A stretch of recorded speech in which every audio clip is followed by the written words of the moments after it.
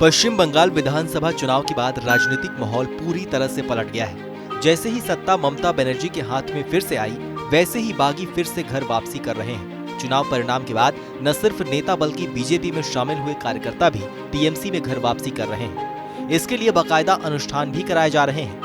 पिछले दिनों बीजेपी में शामिल हो चुके कार्यकर्ताओं पर गंगा जल छिड़ककर उन्हें दोबारा टीएमसी में शामिल करवाया गया। वहीं अब खबर है कि हुगली में लगभग 200 बीजेपी कार्यकर्ताओं ने पार्टी छोड़ टीएमसी में वापसी की है। प्रायश्चित के तौर पर कार्यकर्ताओं ने सिर भी मुंडवा लिया।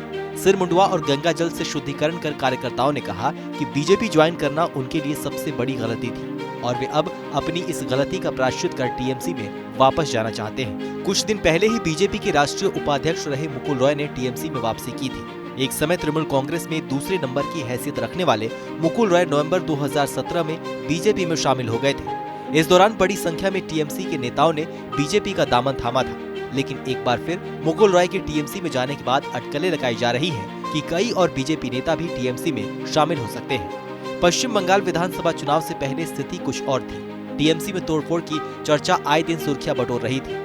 टीएमसी के कद्दावर नेताओं की पार्टी छोड़ने की घटनाओं को प्रमुखता मिलती थी और इसके बिहान पर टीएमसी के सफाई की भविष्यवाणी भी राजनीतिक पंडित किया करते थे।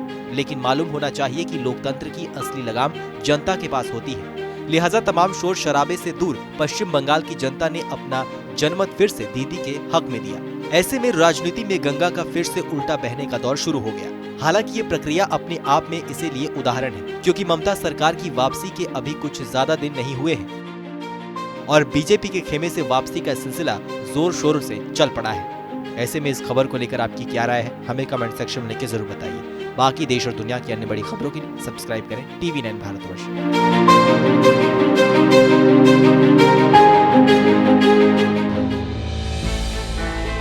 हमने की गलती फिर एक बार, कोरोना ने किया दोबारा प्रहार। मास्क, 2 गज दूरी, करें अपनी सुरक्षा पूरी। कोरोना टीका हम सबको लगाना है, मिलकर साथ समझदारी से कोरोना को हराना है।